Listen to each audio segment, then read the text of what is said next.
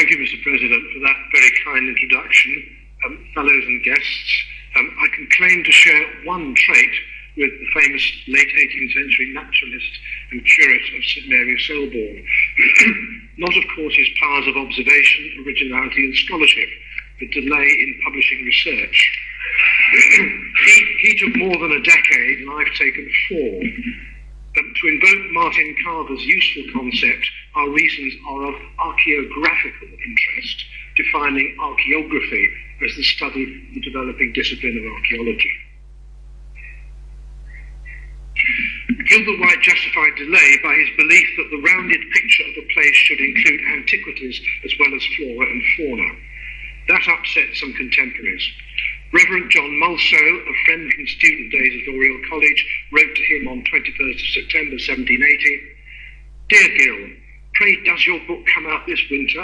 I really cannot hold out any longer. If you spoil the genuine elegance and neat simplicity of the original design by a farrago of antiquities routed out of the rusts and crusts and frusts of time, I shall not esteem it so well as I once did." That narrow attitude has persisted. In 1983, Mark Daniel, editing his Essential Gilbert White of Selborne, declared that the antiquities are not much fun and very dreary reading. I couldn't disagree more strongly. The natural history and antiquities of Selborne are an early trailblazer for the holistic environmentalism of our times. Yet Gilbert White's 1789 account of the Augustinian Priory at Selborne, founded in 1233 and dissolved in 1484, had to be based on documents, but its buildings had long since gone. Later antiquarians were to find this combination of inspirational writings and an empty field irresistible.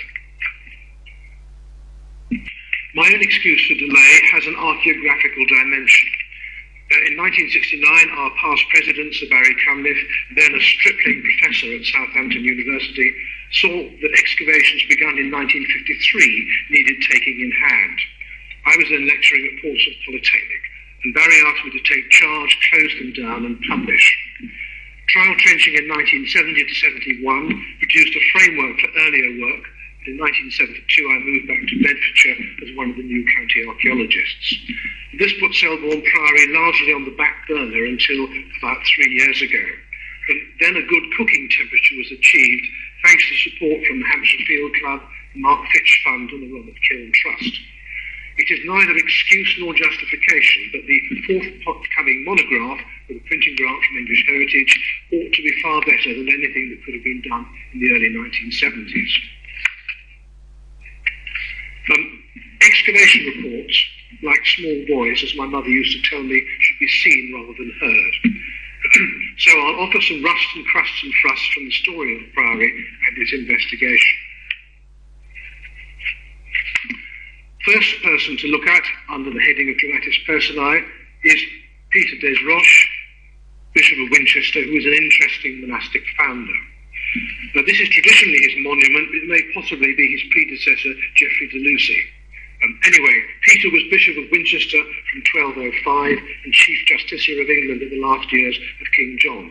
He returned to England from the Fifth Crusade in 1231 after 5 years military and diplomatic activity. Gilbert White wrote of him, "Historians all agree not to speak very favourably of this remarkable man. They allow that he was possessed of courage and fine abilities, but then they charge him with arbitrary principles and violent conduct." More recently, our fellow Norman Vincent saw vanity, a desire for posthumous recognition, and a keen eye for a bargain, all playing a role in the patronage of the religious. In general, he seems to have spared less thought for the long-term well-being of his foundations than for the immediate kudos to be obtained from their establishment. Peter des Roches founded more abbeys and priories than the 3 kings he served, the latest completed by his executors after his death in 1238. His Selborne project feels top-down, on land obtained through influence with young King Henry III, with no obvious local need, and for a full convent of 14, though houses of only 5 or 6 canons had been possible since 1135. Norman Vincent sees its encumbered landed endowment as a root cause of later financial instability. Peter founded Titchfield Abbey in 1231-2 and Selborne Priory in 1233-4, possibly as thank offerings on his safe return from the wars. The strong resemblance between the plans of these two houses, albeit of different orders, could be attributed to the involvement of Elias de Dereham, as much an administrator acting for Peter as an architect. More significant, perhaps, was the use of masons engaged on works in nearby Winchester. The eastern arms of the churches, designed with fully integrated chapels, reflect the experience of the previous century when originally simpler arrangements had to be extended to provide more chapels. Next is the late 15th century Bishop of Winchester, William Waynfleet, who dissolved Selborne Priory in 1484, receiving papal confirmation just 2 months before his own death in 1486. He is interesting for the motives behind pre-Henrican monastic dissolutions. In 1458, he had founded an inadequately endowed Magdalen College at Oxford. Transferring Selborne's lands and revenues to his new college had ample precedence, akin to the actions of original founders, redeploying resources for devout and charitable purposes. Either as administrative routine or prudent preparation, Selborne Priory's failings were carefully documented. Only one canon in residence, observance of the rule neglected, its goods wrongly consumed for the profit of laymen. Yet, Waynfleet ensured religious activity continued on site. Diocesan College invested substantially in the continuation of a chantry, as evidenced by these hitherto unpublished accounts from major works in 1513-14. A priest would say masses for the souls of the Priory's founders and benefactors, and also for the founders of Magdalen College, including Waynfleet. And this arrangement continued until the dissolution of the chantries in 1550. The next person is Gilbert White himself, who treated the history of the Priory in 26 letters based on researches in the Archives Tower at Magdalen. His wise and even-handed approach to monastic problems of poverty, dilapidations and irregular elections compares favourably with the partisan approaches of Protestant and Catholic historians a century later. His last letter famously recounts the decay and destruction of the Priory buildings. 3 full centuries have now passed since the dissolution, a series of years that would craze the stoutest edifice. Nothing now remains but one piece of a wall of about 10 feet long and as many feet high, which was probably part of an outhouse. Had the Priory been only levelled to the surface of the ground, the discerning eye of an antiquary might have ascertained its iconography, and some judicious hand might have developed its dimensions. The Priory site was repeatedly pillaged for stone and by anonymous treasure seekers whose activities have left no known record. Robert Moody's Hampshire of 1838 noted that old fragments of stone coffins had been found, and some red Venetian or Bologna tiles had been put together to make the floor for a summer house in the garden. Closer to modern times, we meet Dr. Richard Bowdler Sharp, assistant keeper at the Zoological Department of the Natural History Museum. An energetic man, an eminent ornithologist and father of 10 daughters, his 1900 edition of the Natural History and Antiquities inspired him to dig. His paper of May 1901 for A Pilgrimage to Selborne by the Whitefriars Club tells how a chance discovery by the bailiff of the present farmer of a big stone in the garden led to an attempt at excavation, the remnants of the wall of the ancient priory which we had uncovered. Bowdler Sharp's work met with the disapproval of Dr. R.W.T. Gunter, a fellow at Magdalen College, and he made these on-site sketches in 1905, which shows that Sharp had found a tomb on the south wall of the south transept, and indeed you can see that wall itself in later excavations in the lower photograph.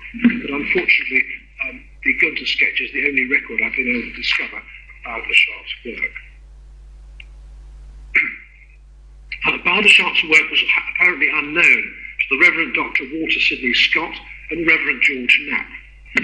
Their 17 years fieldwork illustrates the transition from clerical antiquarianism towards a more methodical modern approach. Dr. Scott, yet another editor of White's Natural History and Antiquities, was probably the prime mover. This classic view of their supporters in the first year of fieldwork indicates his good connections with genteel Hampshire society.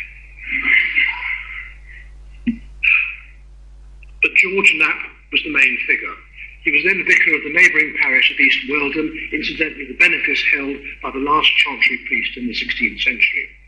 Injured in the Great War and later a scoutmaster, he was a man of considerable abilities.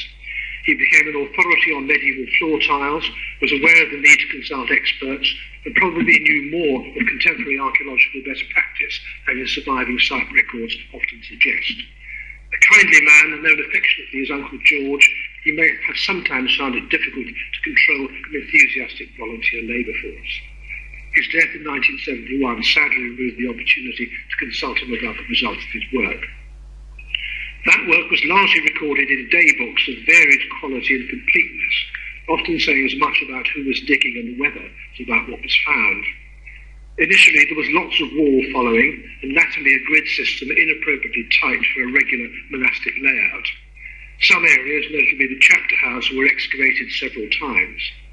3 successive site grids make records hard to follow. Stratigraphy was rarely recorded. There was no obvious finds collection policy, and animal bone was kept only exceptionally. However, in its last years, his team was strengthened by Deirdre Lefay, now a noted Jane Austen scholar, who published a thoroughly well-researched history of the Priory in 1973, and Ian Russell, now a conservation structural engineer, who attempted to collate existing site records. And both are, I'm glad to say, here present this evening. I too am an archaeographical specimen, like many of my age, entering archaeology without formal training. My able team was drawn from Bedford schools and Portsmouth Polytechnic.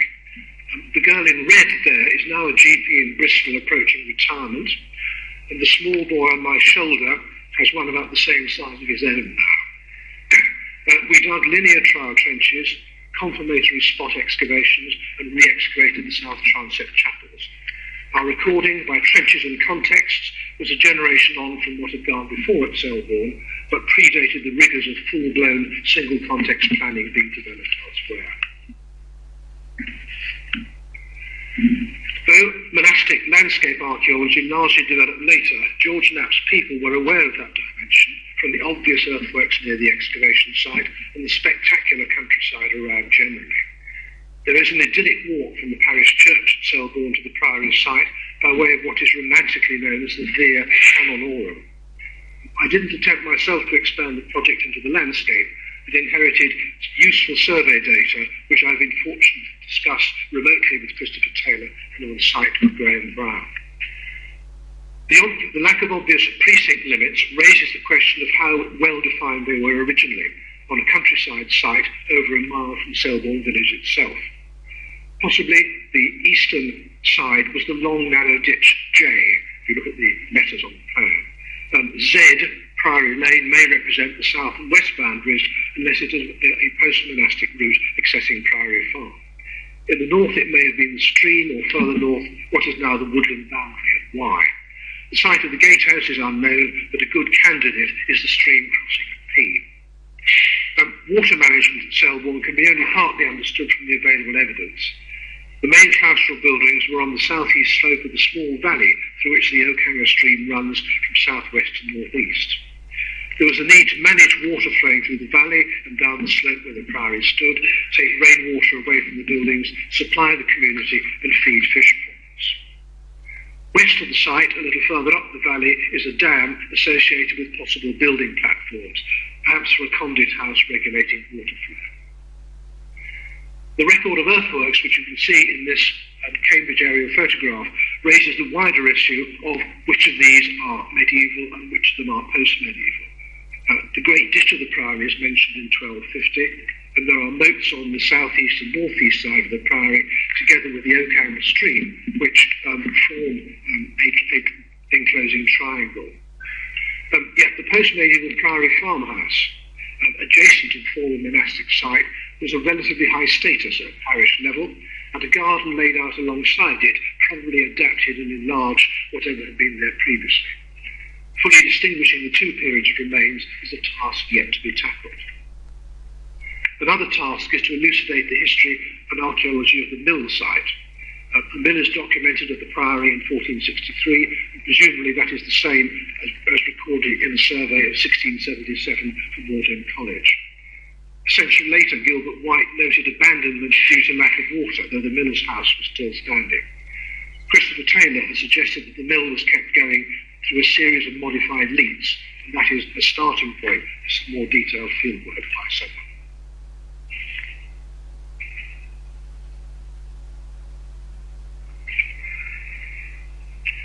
The plan of Selborne Priory may be a bog-standard Augustinian, as someone delightfully described it to me, but it has its points of interest. A church south of the cloisters might be expected from the fall of the land to the north. The slope was terraced, with the church and cloister gulf at one level and the north and west ranges recessed. The church had the usual choir and presbytery crossing, central tower and an aisleless nave. Its north and south transepts each had 3 chapels. The south transept had a west aisle chapel.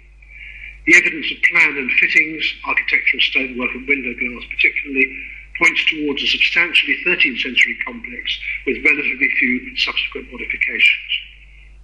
I'll just run quickly through the main compartments now. A lot of pictures, but I don't want to dwell too much on detail. All work on the choir and presbytery was done in the 1960s, so I didn't see any of it.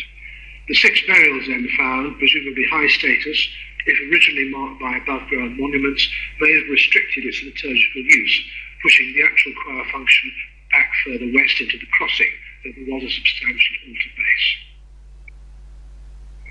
The south transept was explored in the early 1960s. You can see the newspaper clipping, bottom left there, mainly by wall following through an orchard. In 1971, after it had been felled, we re-excavated the eastern chapels down to surviving deposits. You've got 2 pictures there on the right. The primary build of the southern or outer chapel was double rather than single length, and a centrally placed empty grave suggests a significant burial and memorial. And the transept had the only detected major extension, a full-width west chapel. The nave, the heavily robbed walls of the aisleless nave were pursued in the 1960s with at least 15 relatively small lateral trial trenches, which was an improvement on wall following. Nave interior arrangements were little explored, however, and burials were found outside the west front in 1970. The 2-bay chapter house had a western vestibule divided from the chapter house proper by an arcade supporting the east wall of the daughter range. In 1958, large amounts of demolition rubble, including vaulting ribs, were cleared, revealing column bases for the central arcade. Records suggest a bench running around the interior walls in at least the eastern compartment, and Mark Samuel has provided the suggested reconstruction in the lower part of that picture on the right-hand side. These lead column joints were found during that work, and they are evidence, if you like, of rather inefficient robbing when after the priory had been demolished, before these things had been taken away. These lead joins caused some initial confusion as to what they were, but advice was sought from no less an authority than John Harvey, and you can see there his wisdom as it was inscribed in the daybook for the time. And there's also, top right, a picture of that lead joint in situ in the west front of Peterborough Cathedral. The east range, north of the chapter house, included the building whose southern end was identified as a warming house or an inner parlour. The daughter presumably ran overall at first floor level. And to the east was the rear daughter, a long building on the north-south axis. But the trouble is, records of work on this part of the site are particularly deficient. The north range, terraced into the hill slope, was externally buttressed on the north side and internally vaulted with a central row of columns. Reconstruction is based on minimal evidence from 1970-71 trial trenches. The west range, also terraced, had an undercroft, 7 bays, and was externally buttressed west wall. Its planning was a little unusual. Neither long walls level with the west wall of the church. There was an apparently empty external corner between it and the north range. Presumably it contained the prior's lodging on the first floor and storage space on the ground floor. The cloisters at the northeast corner, slipes or passages led through the north and east ranges, and another may have led out west from the southwest corner. Gauging the actual widths of the walks is difficult due to variable robbing of the walls, but the south wall against the church, at the bottom of the picture, seems narrower than the other three. A trial trench of 1970-71 located a coffin to burial in the walk outside the chapter house. That's on the right-hand side of the screen. The cloisters probably retained their original arcades throughout the life of the priory, though large secondary bases in the cloister garth suggest the need for flying buttresses as support for the walls of adjacent ranges.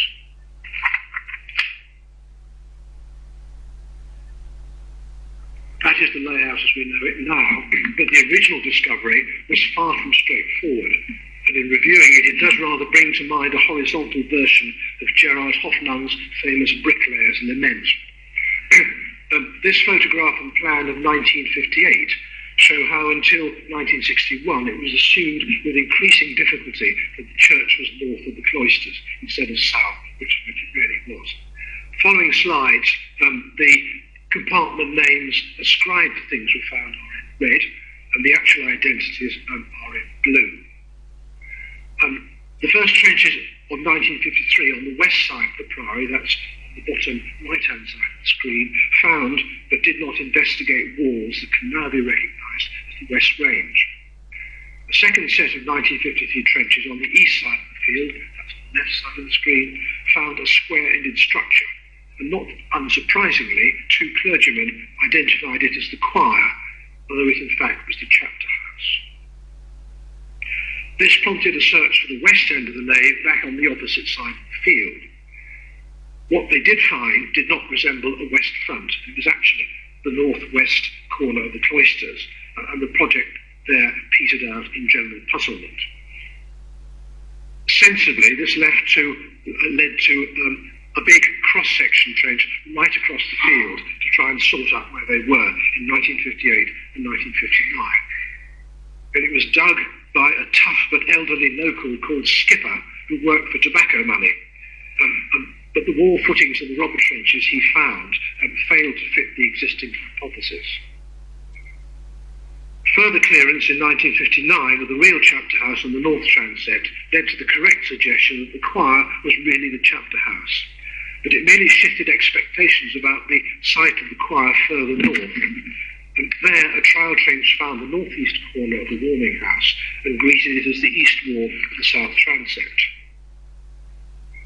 In 1960, more of the real east range was found north of the chapter house. However, it was still thought to be the south transept, and footings at the east end of the real north range were seen as the nave. Further northeast, the east and south walls of the real rear dorter were identified as part of the choir. And matters came to a head in 1961 when a putative choir 72 feet wide and 14 feet long was provisionally interpreted as a chapel of 9 altars. A substantial drain on its east side sowed seeds of doubt and prompted these two comparative sketch plans on the left. But the final realisation that the church must lie south or uphill from the claustral buildings is documented in a letter from our late fellow John Hurst in his capacity as an inspector of ancient monuments, somewhat helplessly watching damage to a then unscheduled site. He wrote to George Knapp politely apologising for suggesting a radical change and offered a sketch of the ultimately correct plan on the back of his letter. Recognition of a southern church encouraged comparisons between the plans of Titchfield Abbey and Selborne Priory, and this can now be taken further. Both have churches south of their cloisters, at Selborne due to the valley-side slope, and at the flatter side of Titchfield, perhaps because water supplies were to the north. Both churches are largely 13th century constructions, with overall internal lengths of about 200 feet, or 61 metres in modern speed, and long 7-bay aisleless naves. Both had a 2-square choir or presbytery. Titchfield had 3 eastern chapels off each transept, the inner a 2-square plan and the outer 2 single square. Selborne had 2 south transept variants, an outer south chapel with a 2-square plan and an added west chapel. East ranges appear similar.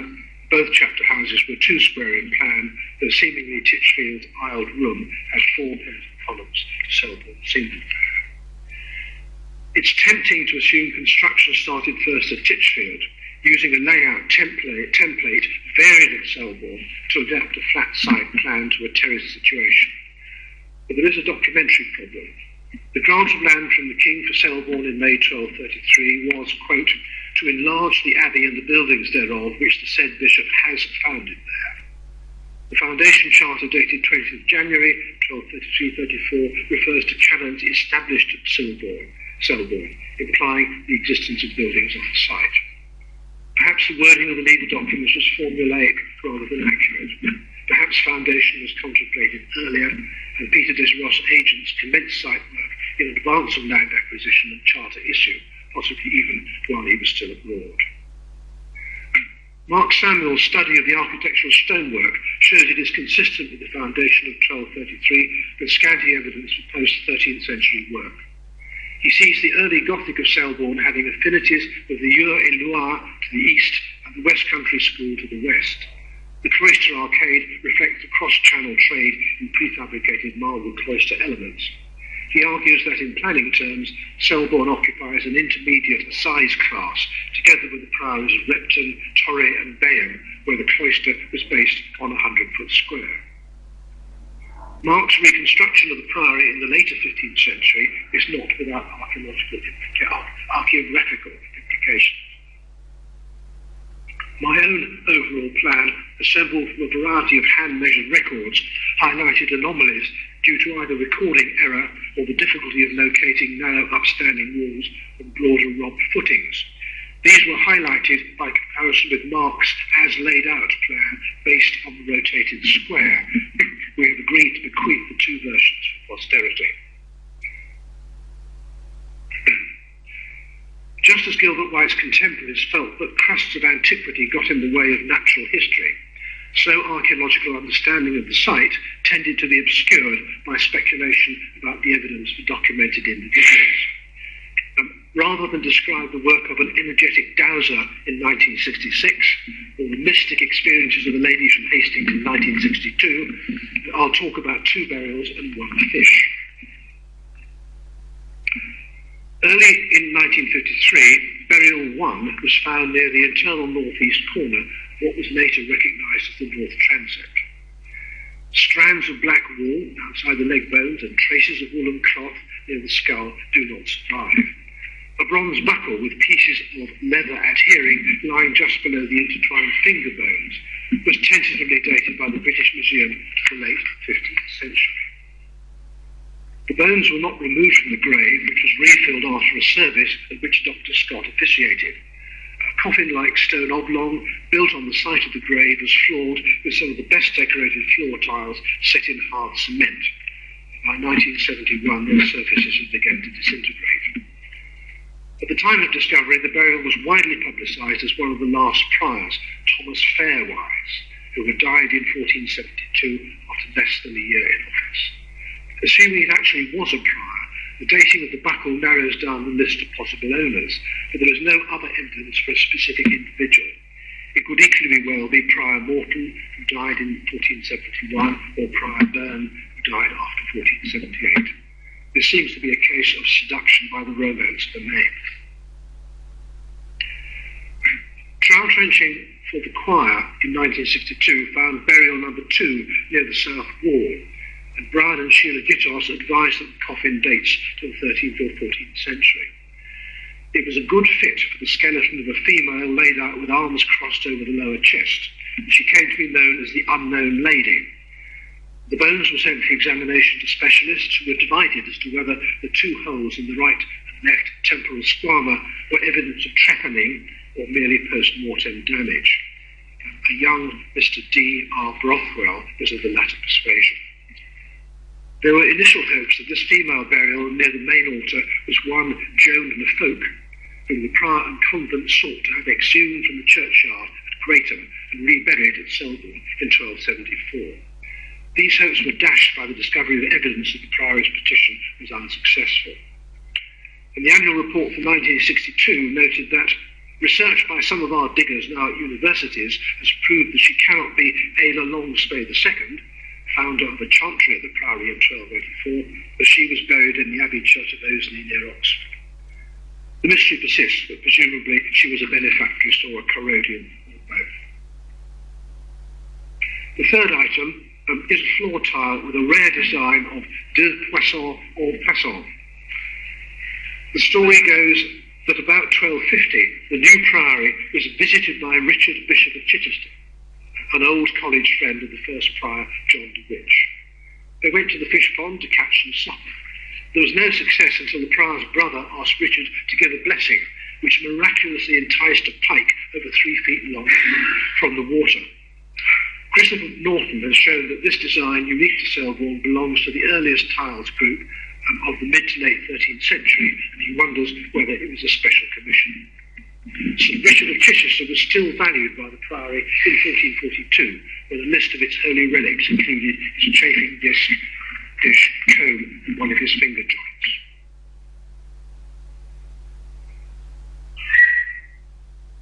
One of archaeology's perennial challenges is reconstructing the interior appearance of a totally demolished building from pieces of architectural detail, wall plaster, floor tiles, window glass. The finds from Selborne suggest a mid-13th century monastery kitted up with good quality contemporary material which aged with the building, and much of which survived because the priory lacked the resources to replace it. The best piece of architectural stonework is a central roof boss found in the presbytery choir in 1966. And Pamela Tudor Craig suggested it supported a canopy lowered over the pyx during Lent. The central ornament she describes as a cruciform foliate design applied to a concave dish, of which the chamfered rim is decorated with a row of punched holes. There is a wyvern with typical English stiff leaf design on one side and beech leaf on the other. Mark Samuel's reconstruction drawings indicate how it might have worked in sight. Other architectural fragments, these unusual pieces, highly finished with a chisel and with further drilled detail, were found in the chapter house in 1958, and Mark considers it might be part of a sculpted lion representing Christ as the Lion of the tribe of Judah, or a hellmouth from an apocalypse. There were a few more carved details, such as this foliated sculpture, a particularly good example of stiff leaf ornament, typical of the West Country school, where longer and flatter leaves were employed than elsewhere in England. The red undercoat may have taken gold leaf. It certainly dates from the primary phase of construction. Holly Duncan, who has reported on the registered finds, advises that the wedge with the mason's mark struck on one face has medieval parallels, although the possible bolstered chisel in the top right, if dated by a parallel from Battle Abbey, may be 18th century, and thus connected with robbing stone rather than construction. The plumb bob could also be medieval. Few floor tiles were found in situ. Christopher Norton considers that the eastern parts of the church were tiled at an early date, but probably not in the original building campaign. In 1954, George Knapp published a typology of tiles found in the Alton area, using 51 designs from Selborne in his total of 71. Christopher has developed the typology of designs into groups attributable to different and datable workshops. At Selborne, he identifies concentrations of patterns in the late 13th century and at the end of the 14th century. And the Priory was purchasing pattern tiles from the Penn, Buckinghamshire tileries, from the Newbury area, and plain tiles from the Netherlands. Possibly some tiles were made locally, either at the Priory's own tilery or by itinerant tilers who used it. The tiles also provide a cautionary tale about the dispersal of collectible or reusable excavated material. About 20 years ago, tiles from the Priory excavations were relaid on the altar step in the south aisle of Selborne Parish Church, alongside an earlier group of tiles recorded by George Knapp in 1954. All but one of the pre-existing designs are independently attested from the Priory excavations. The question arises, were the tiles already in the church original to it, or were they too, at some point, relayed from the Priory? The site records show quantities of window glass were found, but not all has survived. In the mid-1960s, a conscientious volunteer took away a full catering tin for sorting and safekeeping. It resurfaced in the mid-80s when she cleared her attic. Anna Evis is reporting on this material. She sees the Selborne fragments as a sophisticated scheme of grisaille windows, that is, white glass with painted decoration, of the type produced in the second quarter of the 13th century in many ecclesiastical settings. It was a cheaper option than a coloured scheme, but the designs could be inventive and complex, requiring accomplished and labour-intensive cutting and painting.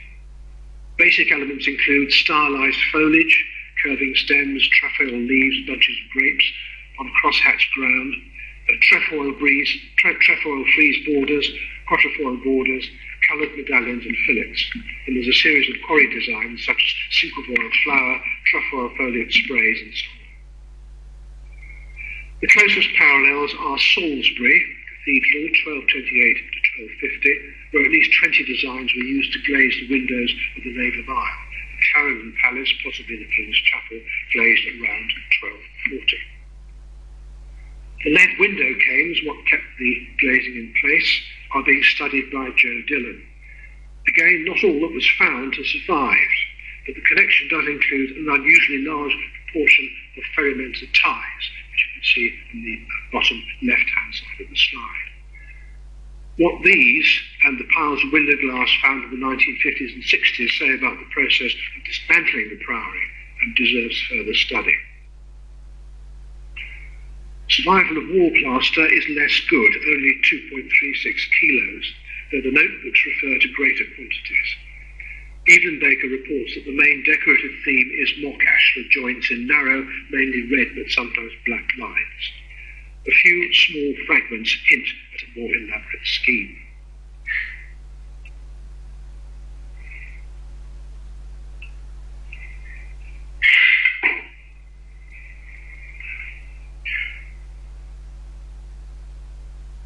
We have an incomplete picture of drainage arrangements, as I've said, but we know most about the so-called main drain. You can see what we know about drainage on the outline plan there, with the main drain being the long element on the right-hand side of the screen. Serious attention to the main drain began in 1961 amid much excitement. Most excavated lengths were filled with sediments or rubble from robbed or collapsed arches. There are surprisingly few photographs of it, but archaeographically, two records stand out.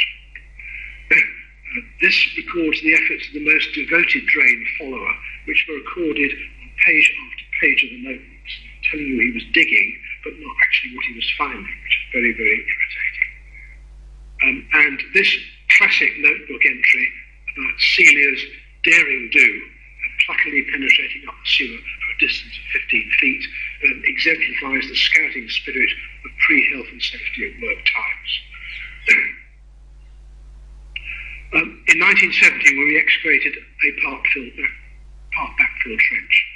The walls were 4 courses of rectangular clunch blocks, and the floor large slabs of clunch, giving a drain channel 2 foot 6 wide and 3 foot 5 inches above the floor of the drain. The condition of the main drain here and what the earlier records say about other lengths raise questions. Was there a single period construction as part of an initial 13th century well-resourced building campaign? Apparent inspection hatches, presumably enabling rodding or sluicing out blockages, suggest a fully thought-out scheme. Is what appears to be the work of a different period only a different design according to location or later repairs? Was the system abandoned before the Priory was dissolved, having become over-elaborate and difficult to maintain by a much-depleted complement of canons and servants? The 1960s work on the main drain produced 2 super frusts. Deposits in the drain contained fragments of alembics, which the Ministry of Works' Ancient Monuments Laboratory identified as portions of at least 15 vessels, all connected with distilling, probably of herbs and potions. They were published in 1972 with others from other sites by our fellow Stephen Morehouse.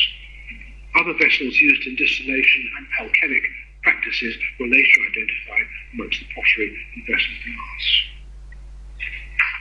Graffiti and small carvings were found on reused stones built into the side wall of the main drain. Two roughly incised pictures on separate stones are not entirely what they seem. Our fellow Dr. Doris Jones-Baker reports that the sketch of Christ upon the cross is primitive and of an early style. Before the 12th century, portrayals do not show Christ's feet as crossed, but then the design changed to crossed feet secured by a single nail. This graffito clearly shows uncrossed feet and no visible nails. Either the stone came from a 12th century or earlier ecclesiastical building before Selborne was founded, or the graffito engraver used an anachronistic style. The other graffiti, The Man and the Horse, stimulated much research in the 1960s about the drastic veterinary procedures of the 7th century monk St. Loy. He miraculously reshod a devil-possessed horse by cutting off its leg, replacing the horseshoe, and then reattaching the leg. Doris comments that the forepart of the horse dwarfs the man shown facing it, and may not have been executed by the same hand or at the same time. She sees the man as bearded and wearing an ankle-length cassock-like garment and a cylindrical hat, the dress of a 14th century parish priest. This rough cube of stone was another small find from the drain. It has a carved caricature-like emblem of a cross borne on the back of a ram, a crude version of the Agnus Dei. Were ever any made from it? And if so, in a place as relatively remote from the main routes of Selborne Priory, where they aged to devotion for the use of priory occupants rather than pilgrim souvenirs. A few words are in order about some of the other finds from the site. Ken Barton, a giant of Hampshire ceramic studies, reported on the pottery in 1980, and from retirement in France he is kindly licensed an update by Duncan Brown, who's here this evening. Ken identified 11 groups of wares from the late 13th century to the late 18th century, but mostly 15th and 16th century, including regional prospects. The list preponderance of late pottery may reflect the clean site syndrome, an establishment well functioning in its heyday disposes its waste away from the main buildings.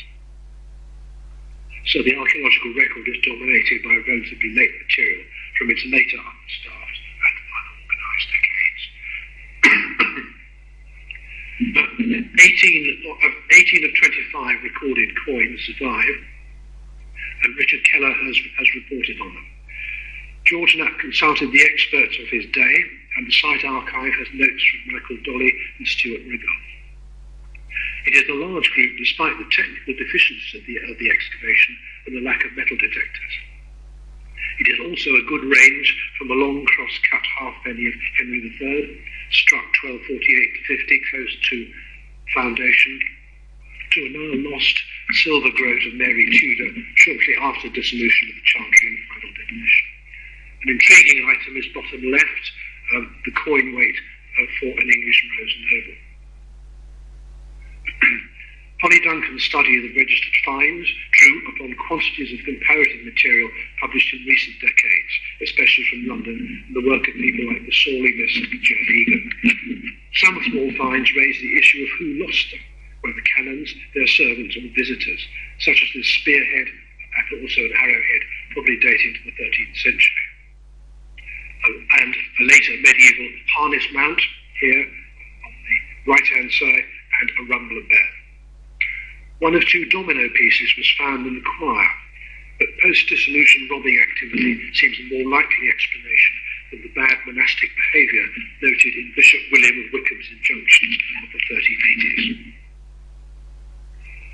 A notable small find was this harness or armorial mount, a flat copper alloy circular disc showing a 5-petal double rose set within black enamel on the yellow background with traces of red enamel. Relatively few finds directly related to the religious purposes of the priory, but domestic items of the 14th or 15th centuries included a small tap and spigot, thimbles, and a small pair of shears. Rusts were well represented by iron keys in various stages of decay and similarly afflicted spurs. Particularly enigmatic are 4 flat-cast lead alloy leaves, 3 of them associated with the choir burial of the unknown lady. More highly stylised versions are sometimes found as pendants and mounts, and on pilgrims and secular badges from early 15th century contexts. One suggestion is that they originally formed part of wall decoration, perhaps imitating architectural carvings. The 1950s excavations did produce some amusing initial misidentifications. The lead column joints that we saw earlier on in this talk were seen originally as lids for ale-filled tankards. One can think of jolly cannons quaffing away. And poetically and ecclesiastically, a flow of molten lead was seen as the wing of an ancient statuette. These are genuine entries from the notebooks. However, my last frust is a true footnote in stone of an animal with 4 claws found in 1959 in the Priory church. Our fellow Philip Lancaster has produced a magisterially inconclusive note. The most likely beast is a lion, popular in medieval and later sculpture, but animals in medieval column figures, other statues and recumbent monumental effigies consist of more than the feet, and the animal to which this foot might have been attached would have been very large. Given the lack of obvious parallels, Philip asks whether the foot is in fact post-medieval, perhaps a stand for an ornamental garden planter, perhaps of 18th or 19th century date. There are no such references in the natural history and antiquities of Selborne, but conceivably this final frust was a contemporary of Gilbert White himself. And my thanks to all these people here and to you for listening.